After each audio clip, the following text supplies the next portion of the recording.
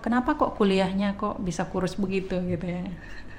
Ya wajar lah, 3 hari tidak makan hanya minum air putih gitu kan. Goreng kacang ya buat PY, dan itu saya jual, hasil uangnya itu saya simpan, itulah yang saya pakai untuk nyimpan di CU. Saya itu hanya bisa menabung 5.000 per bulan, kebayang nggak? Jadi memang murni saya kalau sudah daftar ulang saya pinjam CU. Tetapi seringan-ringannya kita diberikan karena biaya pendidikan. Nah itu yang saya salut dengan pihak CU yang sangat membantu kami. Dan nanti kalian kalau sudah kerja menabunglah di CU. Terus saudara-saudara yang saat ini juga sudah ber-CU, yang tadinya mereka belum ber-CU sekarang sudah ber-CU semua. Sekarang orang tua berpikir pendidikan itu mahal. Iya, tapi apa tindakannya gitu.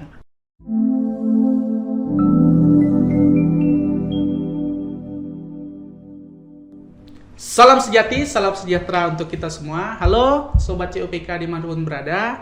Kembali lagi bersama saya Doni di acara podcast Jatiku. Jadi senang sekali ya kita bisa kembali lagi menyapa Sobat CUPK dimanapun berada. Karena kita di podcast Jatiku ini sudah cukup lama vakum.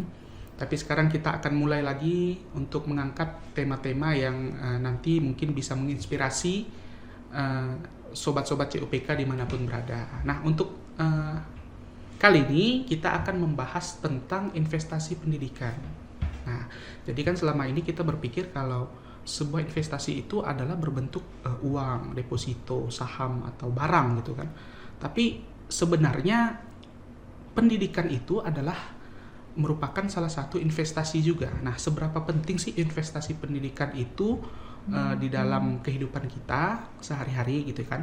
Itu mungkin nanti bisa menjadi inspirasi nih buat sobat-sobat CUPK dimanapun berada untuk lebih mementingkan pendidikan. Nah, untuk kali ini kita sudah kedatangan seorang narasumber.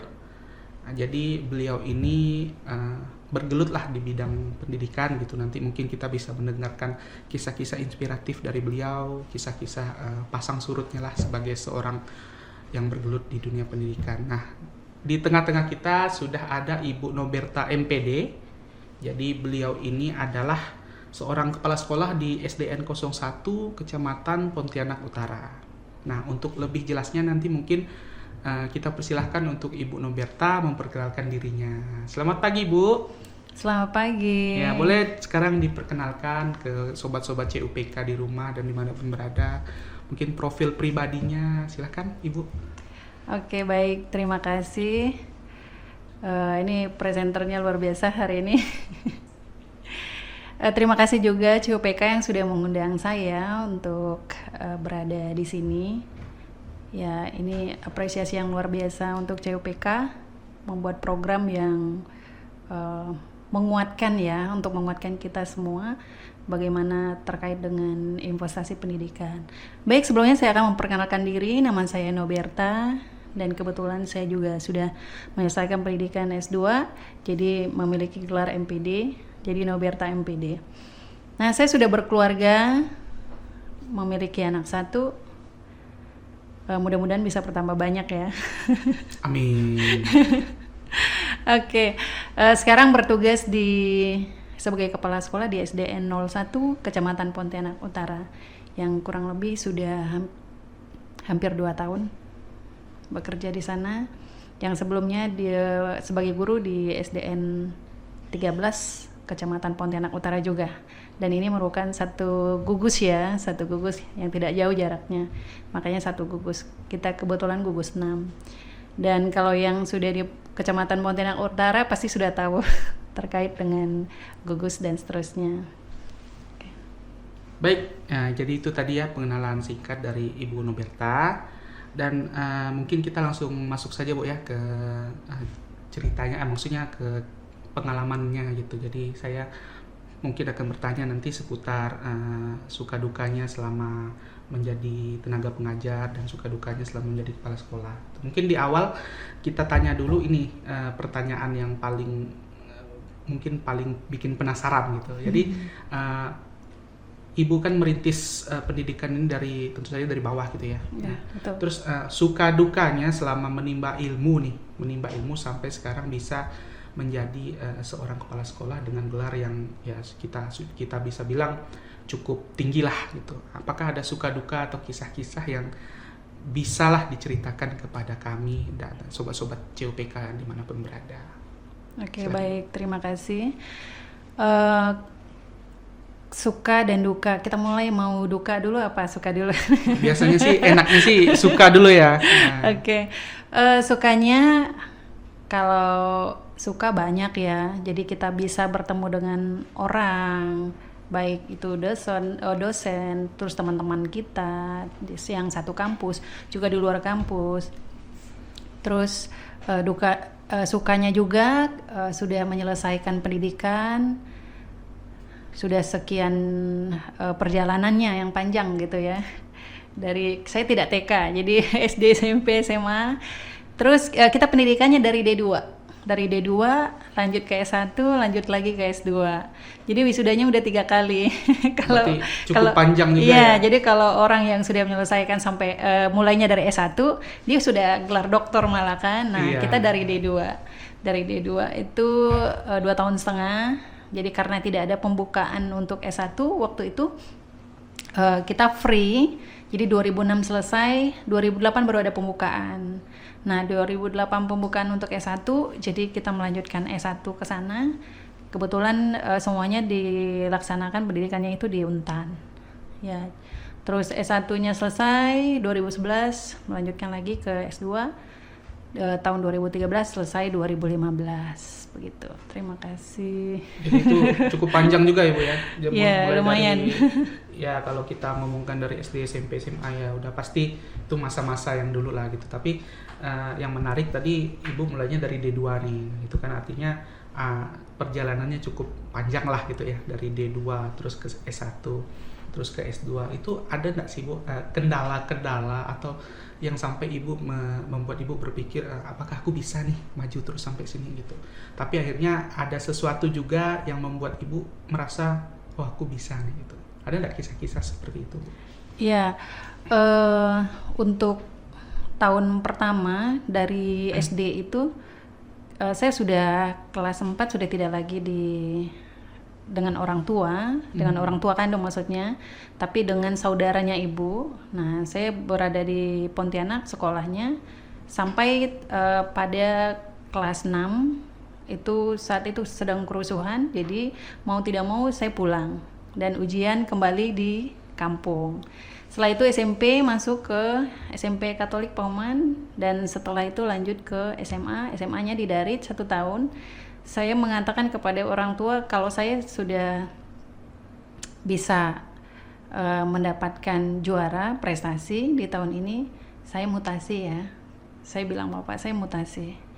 Mutasi kemana? Saya maunya ke Pontianak. Jadi cukup 1 tahun aja di Daritnya. Setelah itu nanti saya lanjutkan ke Pontianak. Terus Bapak berpikir, emang bisa gitu kan? Ya karena ditanya memang bisa ya, pasti kita tetap berusaha gitu kan. Iya, betul. Jadi kalau di jam belajarnya kita itu di asrama dari jam 7 malam sampai jam 9 malam. Nah, kita belajar full juga dengan teman-teman, tapi saya bangunnya awal. Jadi kurang lebih jam 4-an saya bangun, karena kurang lebih jam 5:30 nanti kita kan misa, ada misa. Oh, iya. Nah, jadi jam 4 bangun sampai jam 5 itu belajar, setelah itu baru lanjut mandi pagi, langsung misa. Nah, setelah SMA karena mendapatkan peringkat, jadi kami mutasi. Saya dengan Bapak waktu itu berusaha keras gitu ya, karena kepala sekolah juga tidak memberi izin. Jadi Bapak berusaha, akhirnya ketika dapat prestasi saya mutasi. Mutasi ini SMA 5 sini. Selesai itu langsung melanjutkan yang tadinya karena belum ada S1 jadi lanjut ke D2. Nah, D2 dulu. Jadi kurang lebih 2 tahun setengah. Nah, di sana perjuangannya sangat berat menurut saya karena namanya kita sebagai mahasiswa tentunya tugas dan tanggung jawab kita sangat banyak ya. Belum lagi kalau kita jauh dengan orang tua. Iya. Kalau dulu tidak sama seperti sekarang karena handphone kan bisa kita Iya. telepon, mama uang kurang nih gitu kan. Komunikasi zaman dulu kan beda. dengan Ya sekarang. betul, bapak kurang duit nih gitu kan. Nah itu tidak seperti itu. Jadi dalam perjalanan kebetulan saya juga aktif di organisasi. Jadi dari organisasi itu salah satu dosen saya bertanya, dipanggilnya saya, Noberta, IPK kamu berapa? 3,2 Prof. Oke, jika 3,2 besok bawa LIRS-nya, kan dulu LIRS namanya ya, bawa LIRS-nya berikan ke saya. Jadi saya datang dan besoknya saya berikan kepada beliau. Beliau melihat karena memang kita aktif ya di kegiatan organisasi. Jadi kenapa tidak ini diajukan untuk dapat beasiswa dan juga nilai juga cukup gitu kan. Nah akhirnya dapatlah ke bulan berikutnya gitu ya beasiswa prestasi. Nah beasiswa ini sangat membantu saya karena memang orang tua juga, kami banyak bersaudara ya, sangat sulit untuk perekonomian juga. Nah, mau tidak mau saya harus berhemat dari beasiswa itu. Saya berpikirnya begini, aduh saya tidak bisa nyimpan tempat mana nih gitu kan. Kalau di bank, saya simpan segini banyak nanti diketawakan orang gitu ya. Saya berpikir saat itu bahwa ya udah satu-satunya jalan ini CU aja gitu kan. Nah, waktu itu CU masih di kantornya dekat Assisi ya, Oh, iya. Fransiskus Assisi ya. Jadi saya datang ke sana terus disambut sama pihak CUPK, terus saya daftar dan jadilah anggota dengan menggunakan uang beasiswa itu pada saat D2. Nah di tahun 2005 kalau tidak salah. Jadi saya merasa bahwa ini perjalanan walaupun sangat sulit tapi saya bisa nyimpan itu luar biasa gitu. Kalau dulu kan nyimpan itu sekitar 1.200.000 ya kalau sebagai anggota ya. Yeah. Nah saya hanya bisa bayar saat itu sekitar 500.000. Jadi selebihnya saya angsur. Itu dapat beasiswa berikutnya baru bisa ngangsur. Nah dukanya lagi di dalam perjalanan, di luar dari itu kita bersama dengan orang tua yang tadi saya katakan jaraknya jauh, terus alat komunikasi juga susah gitu ya. Mau tidak mau kita menahan diri. Jadi saya pernah 3 hari tidak makan. Makanya ketika pulang ke kampung orang bilang kenapa kok kuliahnya kok bisa kurus begitu gitu ya. Ya wajar lah 3 hari tidak makan hanya minum air putih gitu kan. Jadi ya kalau dibilang lemah ya karena cuma air putih kan. Cuma air putih. Gimana lagi mau jelaskannya gitu. Jadi satu-satunya jalan supaya bisa dapat makan saat itu saya dengan teman yuk kita ke tempat Prof yuk. Biasanya di sana tuh banyak kerjaan gitu ya. Ayo katanya gitu. Jadi kami berdua pergi ke sana. Prof ada piring yang mau dicuci nggak, Prof? Biar kami cuci. Oh tidak ada katanya. Kami ke belakang ya, Prof, numpang ke WC dulu. Nah dilihat di situ ternyata ada beberapa piring itu yang kami cuci. Mungkin beliaunya merasa kasihan gitu. Jangan-jangan anak-anak tidak makan gitu ya. Jadi saat itu beliau pesan makanan di kantin. Ini sudah katanya. Kalau sudah selesai itu ada makanan ya di atas meja. Nah itu senangnya minta ampun gitu. Nah suka juga di situ tapi duka juga bersamaan dengan adanya perjalanan yang seperti itu gitu. Bayangkan lapar ya.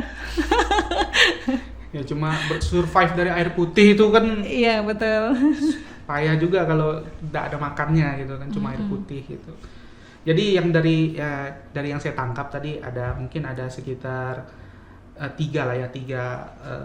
dukanya gitu, yang pentingnya gitu. Pertama itu komunikasi yang karena kan jarak dari orang tua dan ibu juga jauh gitu kan, dan komunikasi juga tidak sama seperti sekarang gitu. Jadi betul. mungkin ada rasa kerinduan dengan orang tua gitu, jadi agak sulit. Terus kalau ada apa-apa kan susah juga untuk menghubungi gitu. Terus juga tadi ibu sempat menyinggung soal biaya hidup kan, karena ya kita tahu biaya hidup di kota gitu kan, beda dengan di kampung gitu. Terus juga tadi mungkin lebih ke adaptasi lah Bu ya, mungkin dari ya seorang anak daerah yang harus pindah ke kota besar gitu, mungkin adaptasinya lah gitu, mungkin ada sesuatu hal yang bikin kaget nih kalau di kota rupanya kayak gini gitu. Tapi itu bisa ibu jalani semuanya hingga sekarang, puji Tuhan Bu ya, sudah bisa mendapatkan gelar yang ya lumayan lah tinggi seperti itu. Jadi itu inspirasi sekali ya, sangat-sangat menginspirasi sekali kisah dari Ibu Noberta ini. Jadi benar-benar beliau ini mulainya dari nol, dari bawah, dari anak daerah gitu, yang berusaha dengan akal pikirnya sendiri untuk bisa maju terus gitu, walaupun dengan halangan yang lumayan tinggi lah, curam lah gitu istilahnya, tapi tetap bisa dilewati dengan aman seperti itu. Nah, itu tadi pengalaman untuk suka duka selama menimba ilmu Bu ya, sampai lah akhirnya sukses di S2. Nah, selanjutnya nih saya mau bertanya seputar pekerjaan nih. Kan Ibu sekarang sudah menjadi kepala sekolah ya? Berarti kan awalnya itu sebelum menjadi kepala sekolah udah pasti mengajar dulu, mengajar menjadi guru. Nah, suka dukanya nih selama menjadi guru di awal-awal dulu itu apa sih Bu? Gitu. Suka dukanya banyak ya. Perjalanan dari kecil, dan kebetulan kita 6 bersaudara. Saya usia kelas 3 SD kurang lebih 8 tahun ya, kelas 3 SD. Nah, kelas 3 SD ini saya sudah ngasuh adik-adik saya, karena bapak saya kan tugasnya jauh. Kalau dulu perjalanan mungkin, kalau sekarang ini itu dekat gitu kan. Nah, kalau dulu kan jauh sekali, semuanya ditempuh dengan jalan kaki. Bersepeda tetap didorong itu sepeda pun untuk bawa barang gitu kan. Nah, pun akan melekat karena tanah kuningnya yang banyak. Lebih jarang menggunakan sepatu, lebih bagus pakai kaki gitu ya, daripada nanti pakai sepatu malah nyangkut lagi gitu kan, buang lagi tanah ya kan. Nah, jadi orang tua saya yang jauh, tugasnya bapak saya. Nah, kami hanya dengan mama di rumah. Terus mama ini pagi dia sudah berangkat ke kebun, karena mama juga pagi mesti noreh. Terus setelah noreh beliau juga langsung berkebun ya. Setelah itu buka ladang. Nah, itu kerjaannya sehari-hari sampai ke sore baru pulang. Jadi mau tidak mau pekerjaan yang tadinya sebagai ibu ya harus saya yang tangani gitu. Jadi usia masih SD itu sudah ngasuh. Merangkap lah ya. Merangkap. Jadi bagaimana itu harus ngasuh adik, pada saat dia waktunya tidur harus ditidurkan, saat dia lapar harus dikasih makan, dan seterusnya. Ya tahulah kalau bagaimana pekerjaan seorang ibu ya. Nah, terus sekolah juga adik ini dibawa ke sekolah. Nah, dibawa ke sekolah sambil ngasuh ya, mungkin guru juga harap maklum ya. Karena memang tidak ada orang tua di rumah. Jadi anaknya yang juga harus ngasuh adiknya, harus belajar juga. Nah, saya juga menjual jajanan. Jadi gorengan. Ada tetangga kami yang mereka jual gorengan. Terus gorengan ini kalau hanya stay di tempat kan pasti tidak laku ya. Jadi ibu yang bantu menjajakan. Jadi saya bawa ini gorengan untuk menjajakan di sekolah. Ini sambil ngasuh sambil jualan juga gitu ya. Multitasking sekali ya. Iya, sambil belajar juga gitu. Nah, jadi istirahat, teman-teman istirahat, saya tidak istirahat. Saya harus kontrol adik saya harus juga bawa jajanan itu ke teman-teman, tawarkan gitu. Nah, sampailah habis. Terus uang itu kami tabung. Saya dengan abang. Kebetulan abang saya termasuk masih kecilnya ya, sangat kreatif menurut saya. Karena beliau ini cari bambu, jadi bambu kurang lebih segini besarnya. Terus tingginya kurang lebih 70 sampai 80 cm lah ya. Nah, dilobangin tengah. Jadi maksud dia itu hanya bisa nanti ke uang receh setebal, kan dulu agak tebal tuh. Iya. Nah, dimasukkan di situ muat gitu ya. Nah, itu yang kami nabung receh-receh ya, gitu ya. Betul. Jadi pulang dari sekolah, kalau misalkan ada adik saya ini bisa jaga, kami pergi mencari jinton. Jadi jinton juga. Nah, itulah kami sambil cari bambu. Abang saya dia bilang ini bisa untuk kita nabung katanya gitu. Jadi dia perbaiki, dia buat serapi mungkin bagaimana supaya miangnya kata kita tuh ya. Miang ini tidak buat kita gatal-gatal. Jadi pada saat digantung. Dan dia kreatifnya bersihkannya pakai minyak. Waktu itu minyak tanah masih mudah. Jadi pakai minyak dibersihkannya, terus digantungnya kan dinding kita masih papan ya, jadi dipaku digantung perdekatan. Nah ini punyamu, ini punya aku katanya gitu kan. Oke. Jadi nabung, kami lomba menabung. Ya tadi kalau saya kan dengan jualan kue-kue gorengan ya dengan kawan-kawan di sekolah. Terus siangnya mesti cari jinton. Nah itu dijual. Dari uang itu kami bisa menabung. Sehingga di akhir tahun kalau sudah mau bayar daftar ulang kan di akhir tahun, walaupun di kampung ini kan tidak begitu besar ya, tapi ya tetap ada orang tua keluarkan uang gitu kan. Nah dari situ kami punya inisiatif bahwa kita bayar pakai uang ini saja, dan abang saya selalu ngarahkan saya gitu, kita nabung pakai uang ini ya supaya kita nanti bisa bayar uang sekolah katanya gitu. Iya saya bilang, tapi jangan curi punyaku ya. Saya bilang karena sudah ada masing-masing. Iya sudah ada masing-masing. Nah, jadi kalau sampai sudah ada lubangnya yang besar gitu, berarti ada yang nuang-nuang nih. Ada yang nyongkel-nyongkel. Ada yang nyongkel-nyongkel. Ya, jadi sepanjang tahun perjalanan, ketika saya belum mutasi ke sini, nah itu juga kami lakukan menabung dari kecil. Jadi sampai pernah bapak saya kan kaget gitu, apa bambu-bambu ini yang bergantung nih 2 butir gitu kan. Itu tabungan kami, sekali dia rasa gitu, oh ya ternyata anak-anak saya menabung seperti ini. Nah itu tanpa diperintah, jadi kami yang punya kreativitas sendiri. Dan abang saya termasuk rajin menurut saya. Dia kalau noreh pagi, dia pergi bawa kertas yang sudah disusun lipat kecil. Jadi itu ditaruhnya di saku. Jadi pada saat selesai noreh nanti dia langsung keluarkan itu kertas untuk dia belajar. Jadi dia baca. Oh itu isinya itu tentang pelajaran gitu ya? Iya tentang pelajarannya dia. Jadi dia katakan saya, kamu ndak belajar kah? Kamu ndak bawa catatannya tadi ke kebun, dia bilang gitu. Iya abang belajar ya, saya ndak gitu. Nah kerjaan saya di situ malah sebenarnya cari sayur. Yang saya pikirkan bagaimana di rumah nanti ada makanan, ada sayur gitu kan. Nah kalau ada nasinya tapi sayurnya ndak ada kan susah. Jadi di situ saya cari sayur, dia belajar. Nah, masa minum air putih lagi kan? Minum air putih lagi. Tapi itu memang terjadi. Jadi itu luar biasa sekali ya. Jadi sangat menginspirasi sekali nih perjalanan Bu Noberta dari awal dulu waktu kecil. Jadi multitasking gitu ya, jadi pengasuh, jadi menjual juga untuk mencari uang gitu, agar meringankan beban orang tua. Dan yang menarik tadi ibu bercerita tentang ibu dan abang tadi ya, dari kecil itu memang sudah diajarkan, bukan diajarkan tapi mengajarkan diri untuk menabung gitu. Apapun keadaannya, tetapi jangan lupa untuk menabung seperti itu Bu ya. Jadi itu sangat bagus sekali, sangat menginspirasi sekali untuk sobat CUPK dimanapun berada. Jadi keadaan itu tidak menghalangi kita untuk menabung, karena menabung itu baik seperti itu.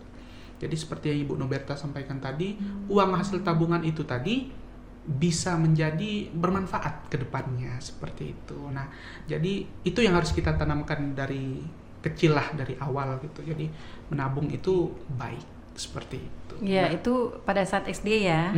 Nah, di SMP lagi lucunya di Bank Pahuman itu, saya kan kebetulan di asrama.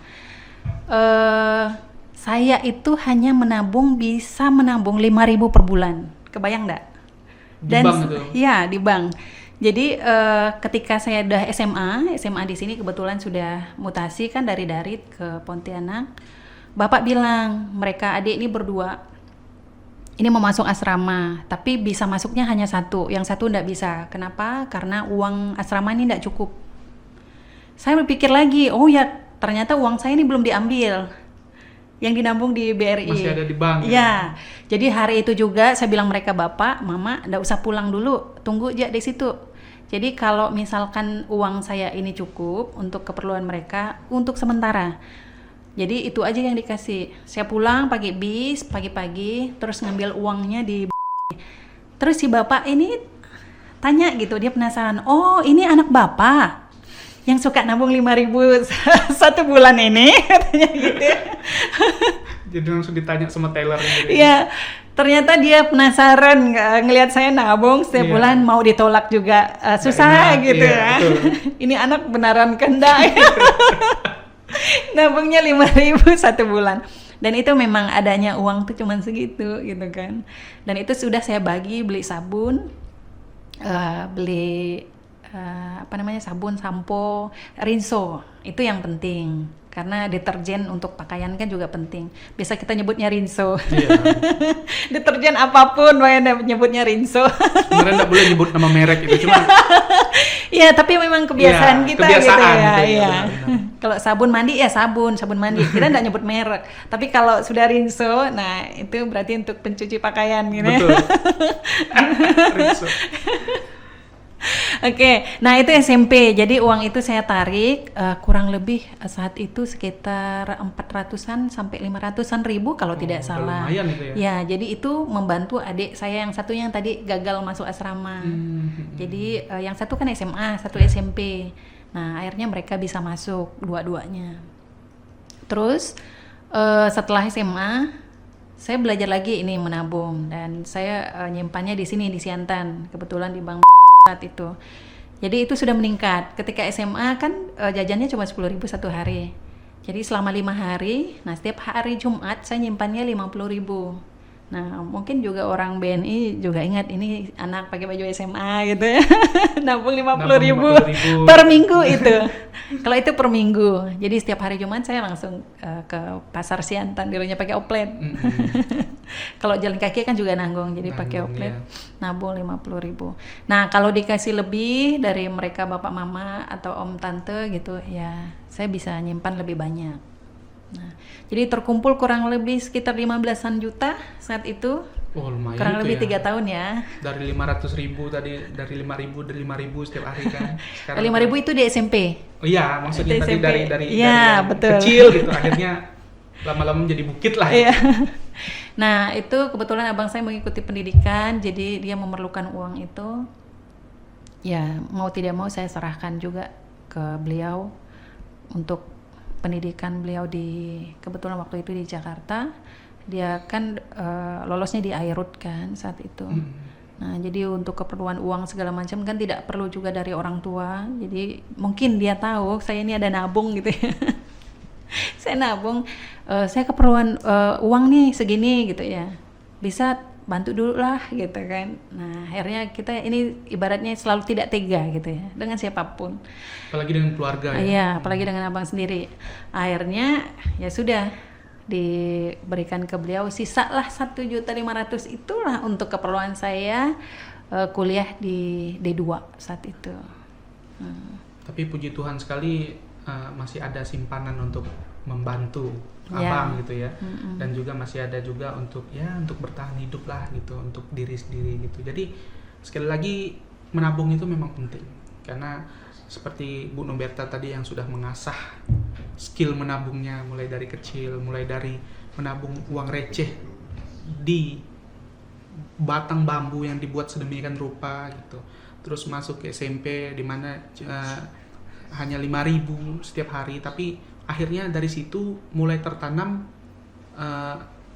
akar untuk menabung itu tadi, sehingga nanti ke depannya bisa untuk membantu diri sendiri dan juga untuk membantu orang lain seperti itu.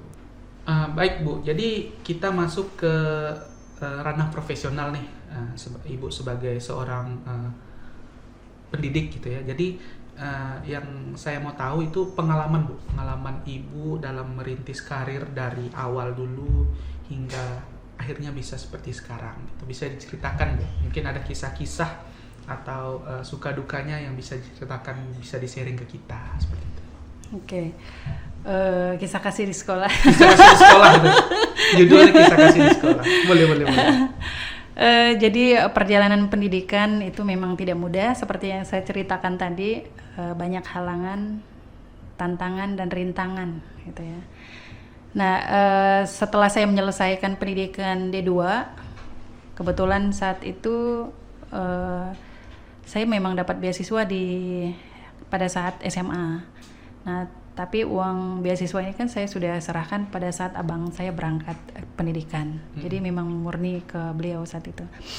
Nah, jadi berangkat mengikuti pendidikan seperti yang saya ceritakan tadi, itu dapat beasiswa, dan uang beasiswa itu saya serahkan untuk menabung, buka tabungan di CU Pancur Kasih. Dan itu saya merasa bahwa tabungan saya ya udah di sini.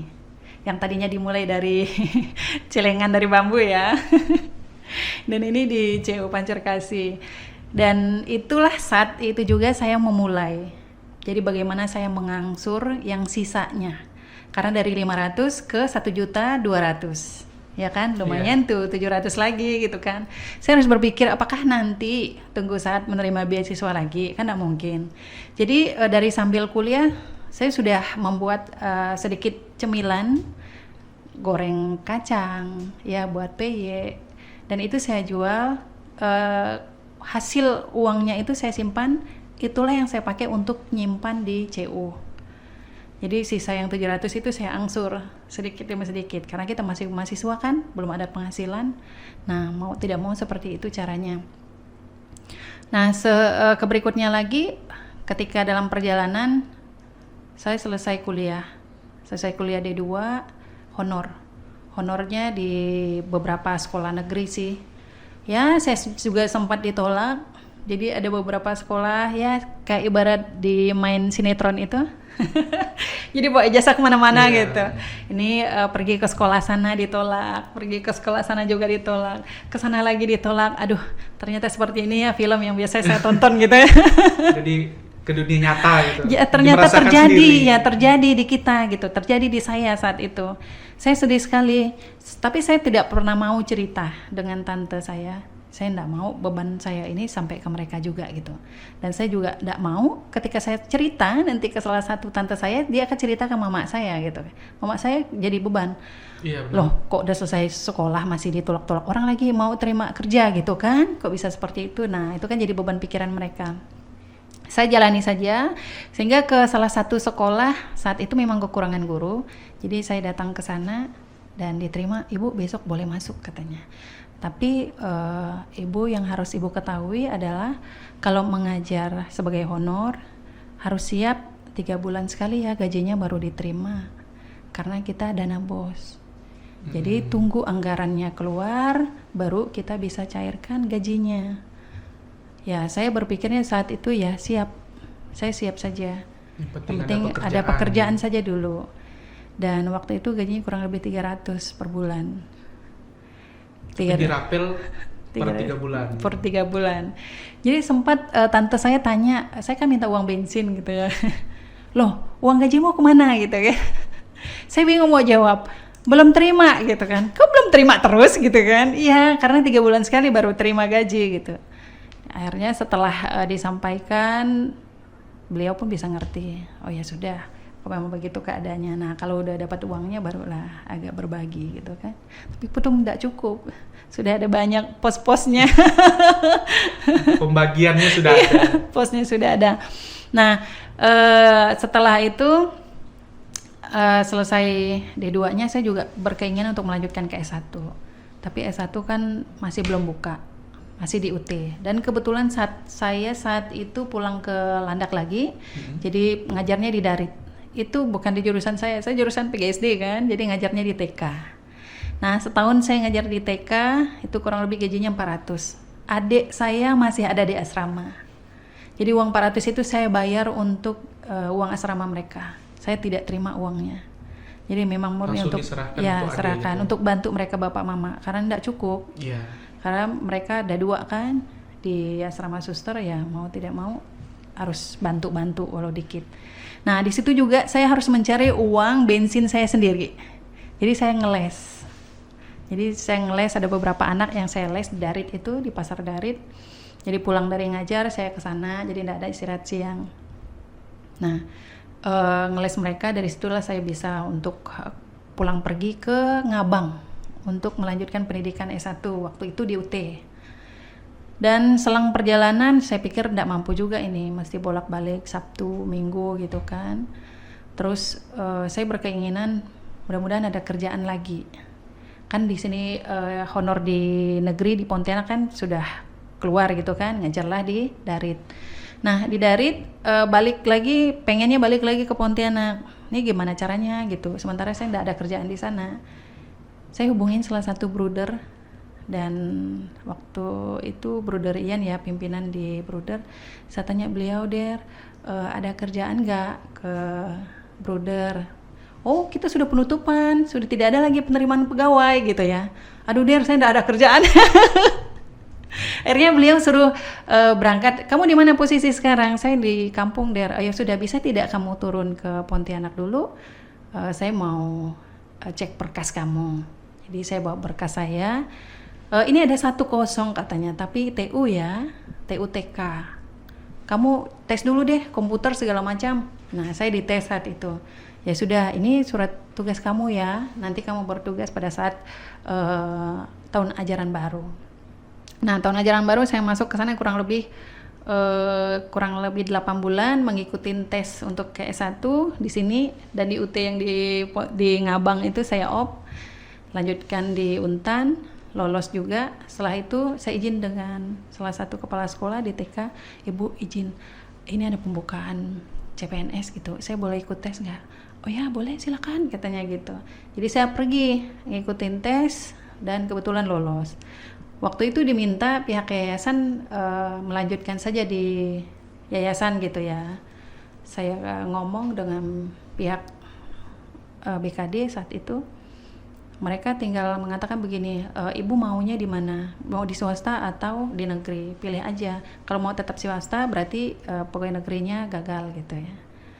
Saya berpikir 2 kali dong. Iya, kan harus memilih kan. Iya, karena perjuangan itu sangat berat. Kalau dulu kan ada yang namanya diperbantukan, kalau sekarang kan tidak. Iya. Nah, jadi memang murni. Nah, mau tidak mau saya harus memilih yang negeri. Nah, di negeri itu saya bertugas pertama di SDN 13 Pontianak Utara. Alamatnya di Jalan Teluk Betung 2, dekat dari sini. Nah, Teluk Betung 2, di sana kurang lebih saya bertugas 13 tahun. Oh, cukup lama juga ya. Cukup lama sekali. Terus melanjutkan namanya ada cakep. Cakep, jadi kita itu pemberkasan semua berkas-berkas. Tapi waktu itu sudah selesai sih, S2-nya sudah selesai. Pas lolos, kebetulan dia melihat golongan dan pangkatnya kita. Dan saya waktu itu masih 3C. Jadi masih bisa masuk.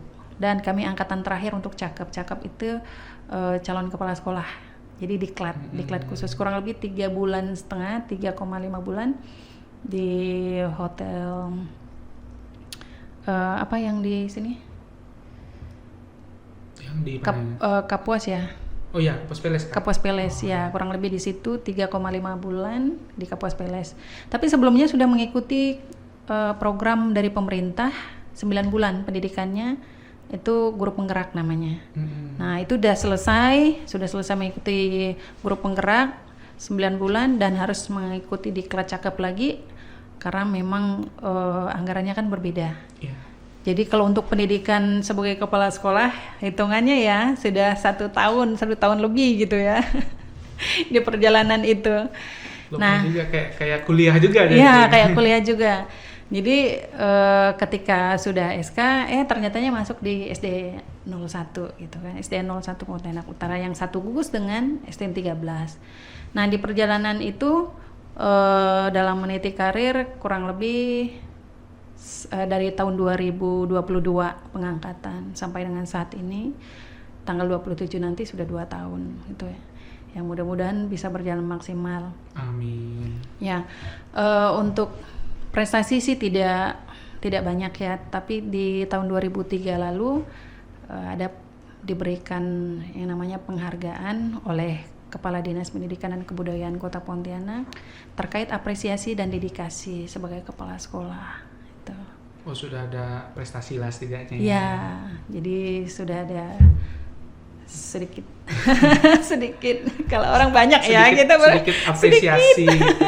Tapi kan itu sudah menunjukkan kalau ibu ada gitu, kerjaannya itu bagus gitu. Iya. Jadi ini luar biasa sekali ya Sobat CUPK, dari pengalaman merintis karir seorang Ibu Noberta dari awal dulu, gimana struggle-nya beliau untuk melanjutkan pendidikan, harus bagaimana juga cara bertahan hidup dengan tadi saya sempat mendengar Ibu bercerita menjual itu ya, cemilan-cemilan itu ya, itu untuk menghidupi diri, dan juga belum lagi untuk keperluan adik-adiknya gitu. Tapi beliau jalankan semuanya dengan penuh rasa tanggung jawab gitu. Akhirnya sekarang beliau berhasil menjadi kepala sekolah di SDN 01. Itu luar biasa sekali, mulai dari awal tadi merintis harus memberikan lamaran ke sana sini gitu. Tapi itu tidak menyurutkan semangat beliau untuk selalu mencari pekerjaan, dan akhirnya sampai sekarang. Itu tadi ya pengalamannya. Mungkin masih ada Bu cerita atau pengalaman lain waktu Ibu masih merintis karir di awal-awal dulu? Ya, ada. Jadi berat ya sebenarnya mau diceritakan. Boleh, kita sharing aja santai. Jadi karena kebetulan kami sudah berkeluarga ya, sementara kendaraan kami ini kan kami kebetulan saat itu baru tiga bersaudara yang kuliah. Nah, jadi motor itu masih perlu. Nah, kalau saya motor kongsi dengan saudara kan tidak mungkin. Mesti benar. Kejar lagi ke sana, kejar lagi ke situ, kejar lagi ke sana gitu kan. Nah, mau tidak mau kita harus mau beli kendaraan lagi satu.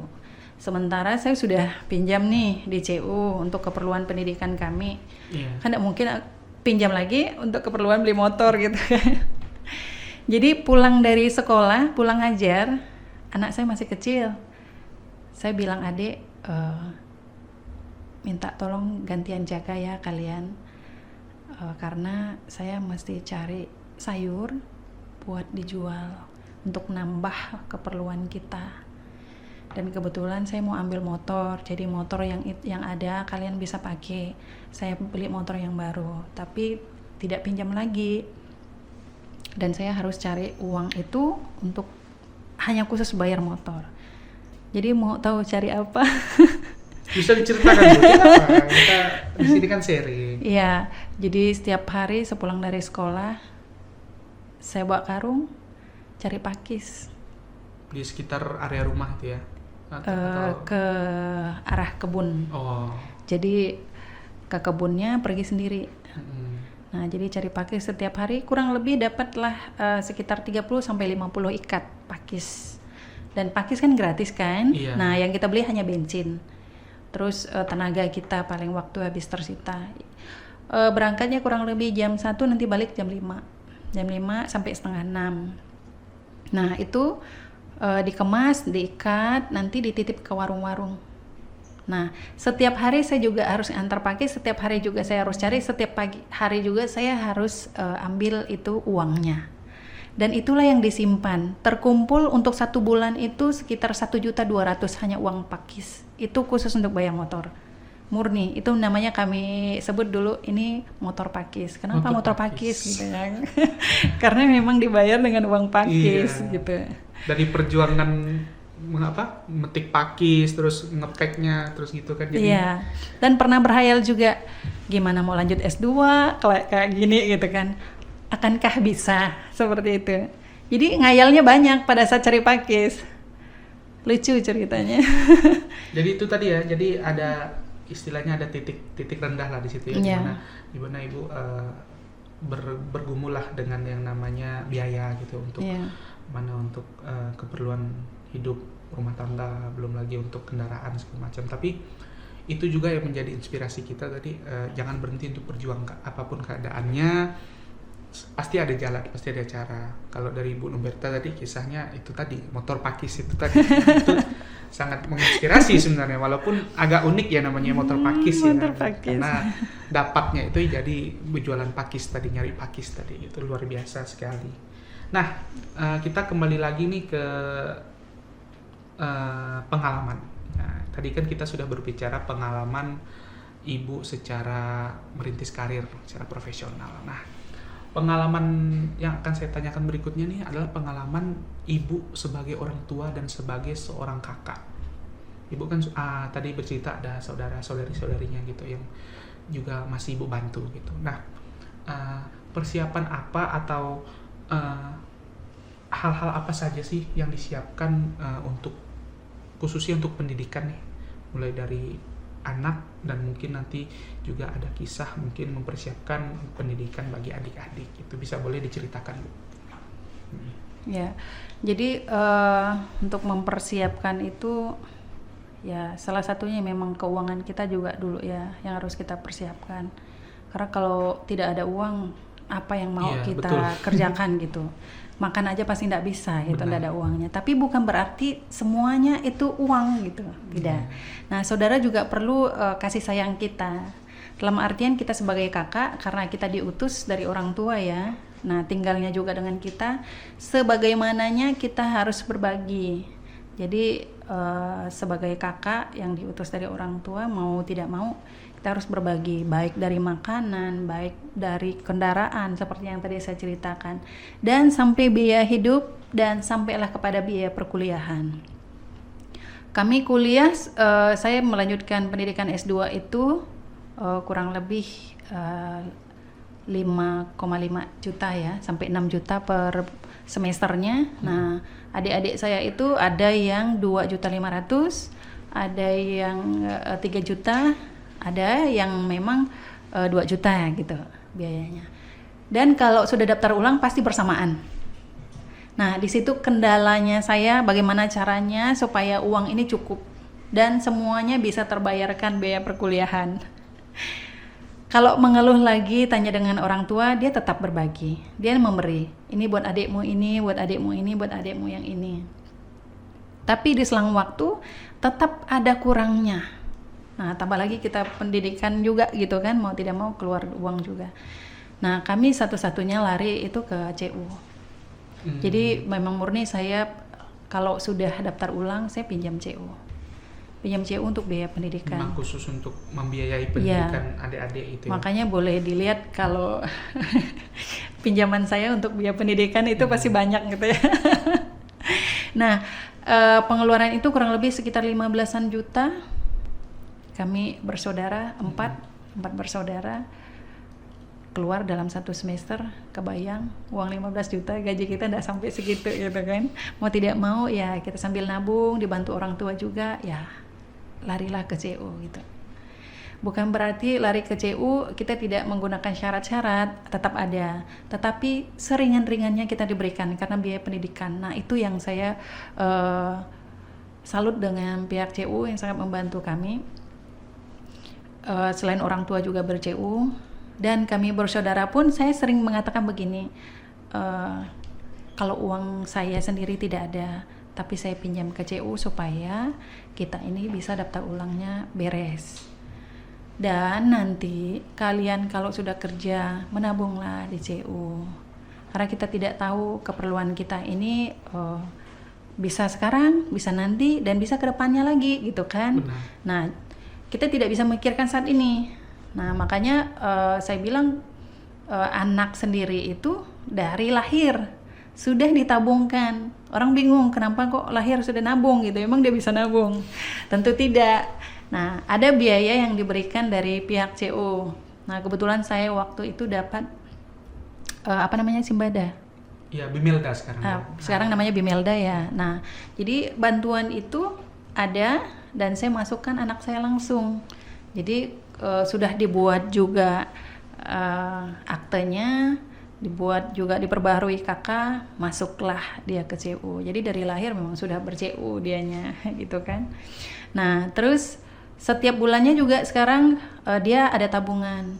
Kebetulan saya ambilnya si Pintar kemarin, kan itu ada jangka waktu ya. Iya. Mau 3 bulan, 6 bulan, sama 1 tahun. Nah, kalau tidak salah waktu itu saya ambil 6 bulan. Jadi si Pintar ini saya tabungkan untuk anak saya dari yang tadinya dari lahir, nah sekarang sudah masuk ke si Pintar. Dan walaupun ada juga diambil untuk keperluan dia, tapi kalau kita nabung-nabung terus sedikit gitu ya mudah-mudahan bisa jadi bukit. Kembali lagi ke awal tadi ketika ibu masih kecil ya, nabungnya seperti itu betul. ya. Dan dia pernah juga punya celengan kecil. Jadi kebetulan waktu itu lumayan banyak lah, sekitar 400 sampai 500-an ribu gitu. Tapi orang receh semua. Saya bawa ke CU, saya bilang diterima nggak ya di CU gitu kan, karena uang receh. Kata mereka, ya kakak nggak apa-apa, kita hitung. Dan kebetulan saya ingat sekali waktu itu masih siapa gitu namanya yang di kasir. Jadi dia dengan semangatnya gitu ngitung uang receh tabungan anak saya. Jadi sedikit-sedikit dia simpan waktu masih TK ya, karena dia ajarkan nabung. Nah, dipindahkanlah ke CU, masuk juga ke Si Pintar gitu. Terus saudara-saudara yang saat ini juga sudah ber-CU, yang tadinya mereka belum ber-CU sekarang sudah ber-CU semua. Jadi kami 6 bersaudara dari abang saya sampai ke adik yang bungsu. Ada kami mama bapak, abang saya sama 2 adik, berarti 5 ya. CU Pancur Kasih. Nah selebihnya mereka walaupun ada CU lain tapi tetap ber-CU gitu. Semuanya ada jadinya. Jadi itu tadi ya, untuk mempersiapkan pendidikan bagi anak dan bagi adik-adik dan bagi keluarga lah gitu ya. Jadi kakak semuanya melimpahkannya atau menabungkannya di CU, terutama di CU Pancur Kasih, dan itu sangat membantu tadi ya, karena kan memang dari kecil sudah tertanam rasa untuk menabung itu tadi. Jadi untuk menabung itu sebenarnya bukan hanya untuk membantu diri sendiri juga ya, untuk sobat COPK nih, tapi kita juga bisa membantu orang lain gitu dengan menabung ini gitu. Jadi untuk pendidikan itu juga bisa, seperti yang Ibu Noberta sampaikan tadi, bisa membantu adik-adiknya untuk berkuliah, bersekolah, dan juga bisa juga mempersiapkan dana pendidikan untuk anak beliau gitu. Jadi kedepannya sudah nggak perlu ribet lagi mikir biayanya, karena sudah ada, sudah ditabungkan seperti itu. Nah itu tadi adalah pengalaman beliau sebagai orang tua dalam pengelolaan investasi untuk pendidikan anak ya. Nah itu tadi sudah diceritakan apa-apa saja sih yang disiapkan, terutama tadi menabung di CU Pancur Kasih gitu. Terus yang mau saya tanyakan lagi nih terakhir, manfaat dan keuntungan nih dari investasi pendidikan, baik secara pribadi Ibu ataupun secara profesional dalam pekerjaan, karena kan seperti tema yang kita angkat hari ini itu adalah investasi pendidikan. Seberapa penting sih investasi pendidikan itu bagi kita? Nah menurut Ibu sendiri nih, manfaat dan keuntungan dari investasi pendidikan ini apa secara pribadi maupun secara profesional? Secara profesionalnya kita gitu ya. Saya mulai dari sekarang memang sudah mengajarkan kepada anak-anak ya, diusahakan untuk setiap kegiatan itu menabung. Mulai dari kecil. Jadi kita menyampaikan kepada anak-anak dan orang tua, kita tidak bisa langsung mengeluarkan segini banyak uang. Tetapi kalau kita tidak nyimpan, nah tapi kalau kita menyimpan, walaupun kita menyimpannya nabungnya di rumah dulu, kecil-kecil sisa-sisa belanja gitu kan, nah bisa akan bertambah banyak. Ketika banyak kita bisa tabung di bank, kita bisa tabung di CU, dan kalau memang kita sudah ber-CU, nah silakan, keperluan kita apa? Oh biaya pendidikan. Nah pinjamlah untuk biaya pendidikan gitu. Kita angsurnya berapa banyak selama sekian bulan, terus mampunya sekian ratus ribu saja. Nah kita disesuaikan dengan kemampuan kita. Jadi pengalaman-pengalaman seperti itu yang kita buka peluang juga kepada orang lain, bagaimana kita sharing, kita berbagi dengan orang supaya mereka bisa berpikir untuk pendidikan. Karena sekarang orang tua berpikir pendidikan itu mahal. Iya, tapi apa tindakannya gitu? Apa tindakannya kepada anak-anaknya, kepada keluarganya? Kalau memang hari ini kita dapatnya, kan ada orang kerja pakai sistem kontrak ya. Kontrak dapatlah misalkan saat ini 5 juta. Terus ke besoknya tidak ada kontrak lagi gitu ya. Nah dari uang itu sebenarnya kita bisa sisihkan, kita simpan dulu. Nah untuk keperluan kita ke berikutnya.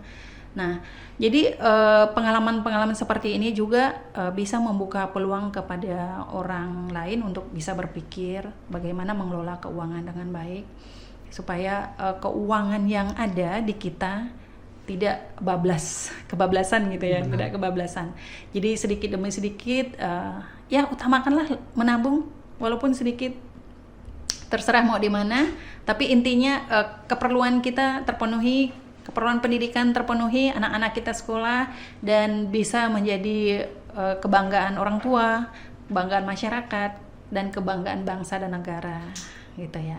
Kalau secara pribadi saya sendiri terbantu dengan adanya CU, baik dari menabungnya. Dia tidak melihat seberapa besar kita menabung. Dia tidak tanya, berapa besar uangmu? Tidak pernah ditanya seperti itu. Yang mereka ketahui adalah, silakan datang, menabung saja. Hari ini ada segini, silakan ditabung. Besok ada segitu, misalnya melebihi dari yang hari ini, silakan. Welcome selalu. Nah, itu yang pribadi dari saya. Dan saya melihat di sini selain kita menabung, kita juga memiliki tempat-tempat untuk misal kita mau usaha dan segala macam. Bisa jadi saat ini kita tidak punya tempat tinggal. Nah, ini ada loh tabungan untuk rumah gitu kan. Nah, kita tidak bisa mengambil langsung sekian banyaknya. Bayangkan 400 sampai 500 juta, ya kan? Bisakah kita keluarkan uang segitu banyak dalam jangka waktu 1 hari gitu kan? Mau tidak mau kita harus nabung, itu pun dalam jangka waktu 5 sampai 10 tahun, ya kalau tertabung, gitu kan? Kalau enggak. Nah, jadi ini yang menurut saya sangat pembelajaran menurut saya. Dan baik itu kendaraan segala macam, memang disinilah satu-satunya kalau menurut saya, karena memang saya sendiri tidak hanya rumah dan tidak hanya kendaraan, tidak hanya pendidikan. Jadi saya katakan walaupun tema kita hari ini adalah investasi pendidikan, ya memang murni investasi pendidikan saya dari awal sampai akhir ya murni CU gitu. Nah, sampailah dengan saat ini anak saya juga ajarkan untuk ber-CU. Saya pikir sih seperti itu. Baik, terima kasih. Jadi intinya untuk investasi pendidikan itu penting, Bu ya. Ya. Dan masih bersangkut paut tadi dengan investasi keuangan tadi itu. Jadi pendidikan dan keuangan itu harus signifikan gitu. Tapi walaupun tadi seperti yang Ibu Noberta ceritakan, walaupun keadaan yang kadang turun, kadang naik gitu, tapi itu tidak menyurutkan semangat untuk terus bisa mencari jalan keluar agar bisa terus berlanjut pendidikannya. Jadi pendidikan itu juga penting, keuangan juga penting, seperti itu. Baik, terima kasih ya Ibu Noberta sudah hadir hari ini dengan menyampaikan atau bercerita seputar pengalaman pribadi maupun pengalaman Ibu secara profesional dalam mengatur keuangan, dalam meniti karir gitu. Jadi yang akan kita sampaikan ini mungkin bisa menjadi inspirasi lah bagi Sobat CUPK di rumah atau dimanapun berada. Nah, sekian dulu dari kita untuk hari ini. Terima kasih sudah mendengarkan podcast kami. Kita akan bertemu lagi di podcast-podcast selanjutnya dengan mungkin tema-tema yang berbeda, tapi tetap akan kita buat semenarik mungkin agar bisa menginspirasi para Sobat CUPK dimanapun berada. Terima kasih, saya Doni dan bersama Ibu Noberta menyampaikan salam sejati, salam sejahtera untuk kita semua. Terima kasih.